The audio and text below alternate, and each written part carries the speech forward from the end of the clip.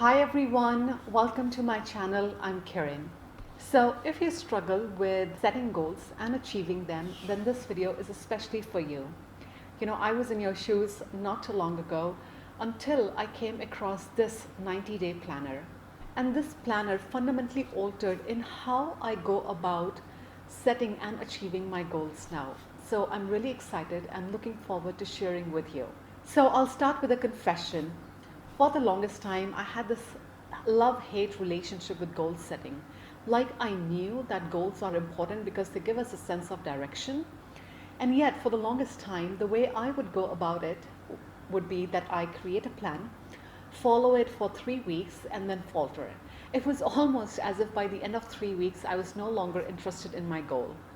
And at that time, I used to think that maybe I'm just lazy, or maybe other people are disciplined and I am not, or maybe other people know some secret of this goal setting and I am oblivious to it. Thankfully, that mindset changed in 2019 when I came across this planner on Instagram. Now, typically I shy away from planners because they haven't worked for me in the past, but something about this planner just felt different. Like intuitively, I just knew that I had to get this planner, and I'm so glad it did because it changed my life. Because now I understand how to set goals and achieve them, how to create a healthy daily routine, and most importantly, how to build accountability and self ownership. So I have been using this planner for almost a year and a half now, and I honestly can't recommend it enough. So let's start with why 90 days. Now, I came across this concept of 90 days in 2018. At that time, I was taking coaching with Todd Herman. Now, Todd is a coach and a mentor for Olympic level athletes and also for some billionaires. In his programs, Todd made this concept quite popular. So the idea is that 90 days equal to 1 year. And so essentially in one calendar year, you are getting 4 90-day periods, as in 4 short years. And Todd recommends this approach because when you have a long-term goal and you break it down into smaller short-term goals, it just becomes much more effective in tackling them. Now, 90 days also gives you a sense of what's working and what's not working, and then tweak it.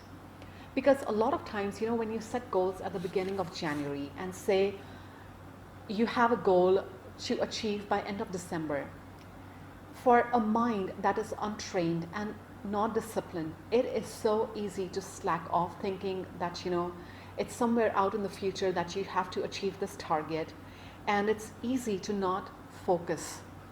And when you do this 90-day approach, in a way, it also helps you respect the value of each week, because now you realize that in order to achieve your 90-day goals, you only have 12 weeks. Because back in the day, one of the things that used to happen was that I would have a bad day and then it would turn into a bad week, and then I would lose sense of my goal and my direction. But now I have learned from Todd that you can have a bad day but not a bad week. And even now, let's say something happens and I'm not able to complete my work in 1 day or 2 days. I know that even if 2 days were where I was not performing at my peak level, I can still finish my week strong. Now I'll walk you through a brand new 90-day journal. Now, when you open this journal, you will notice that the first few pages are dedicated for you to reflect on your values and things that nurture you.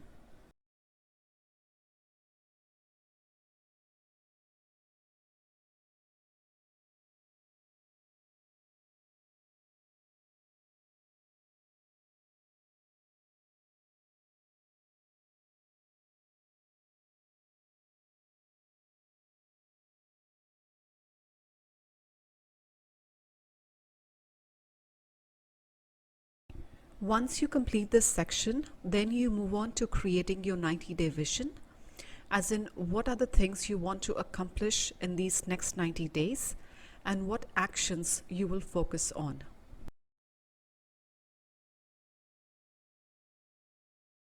Now, for each week, this journal gives you a framework to work with.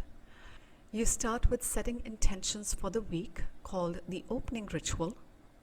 Next, you list down your to-do list, define top 3 priorities of the week, and the self-care activity that you will engage in. Next, you get to structure your each day here. Now finally, once the week is over, then you get to reflect upon what worked and what didn't. So this planner, it makes you go through a series of questions, starting with what did you learn this week? What are you celebrating? How are you feeling? And what are the things you want to do differently or perhaps do the same next week? And this closing ritual, it's got to be my favorite part because now, in a way, you are shifting gears from the doing part to now the being part, or being in touch with your intuitive side. Because a lot of times, we take actions that leave us feeling drained. And when you come to this closing ritual of the week, now you are in a way sensing, are my actions and my values aligned with one another or not? And if they are not, then you get to course correct. Now, there are many different ways to create your 90-day vision. Through hit and trial, one of the things that has worked for me is when I focus on creating a vision that includes focusing on mental, emotional, spiritual, and physical aspects. So as in, I write down what are the things that I want to accomplish in all these 4 different categories. And most importantly, what actions I'm going to take. And a lot of times, things don't go as planned. Like last quarter, I got unwell. This quarter, again, I was down for 2 weeks. And so it put me behind schedule, and that's totally okay because those things weren't planned. They are not in my hand. And in a way, when those things happen, it also gives us an opportunity to let go and surrender. But in the bigger picture of things, having a structure, it helps me to stay on track in achieving my goals. Like many times during the 90-day, I reflect upon my vision, just taking and checking in, gauging if I'm on track in achieving my goals or not. Now, at the start of every week, I like to spend about 5 to 6 minutes just reflecting upon the big picture of what I want to accomplish in the upcoming week. And my favorite part has to be the self-care activity because that is what really puts us in touch with our creative side. And you don't have to spend hours, on your self-care. It can be as simple as getting yourself a nice cup of tea, or just taking a breather, or maybe doing yoga or something else that truly nurtures you. Because a lot of times when we are focused on achieving goal, our mind can become very easily fixated and then we disconnect with our intuition. Like some of my best ideas have come when I was quote unquote doing nothing. Now, initially, when you start working with this planner, it will feel like you're going through too many questions and too many steps. But once you get a hang of it, it will really become second nature. So last year in 4th quarter, I didn't use this journal regularly, and I could directly see its impact on my daily routine and my weekly routine. And I was starting to slack off. And it ended up impacting my mental health. And I think that was the point that I truly started appreciating the gift of this planner. Now, compared to all the different planners that I've used in the past, this one stands out because in my experience, it's the first planner where goal setting is not approached in an overly masculine way or a very militaristic way where everything is about go, go, go. Either you're achieving your goals or you're not. Everything is black and white. Because a lot of us, we can start working towards a goal, but how are we going to sustain it after weeks, months, years, or even decades?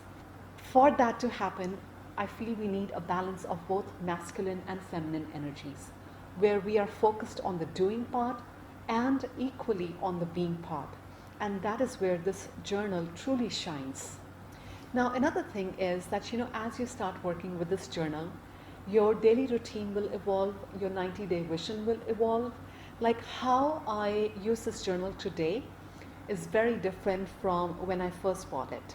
If you would like to buy this journal, then check out the link in the description below. And now over to you. What is your favorite journal or planner, and what is it about it that works for you?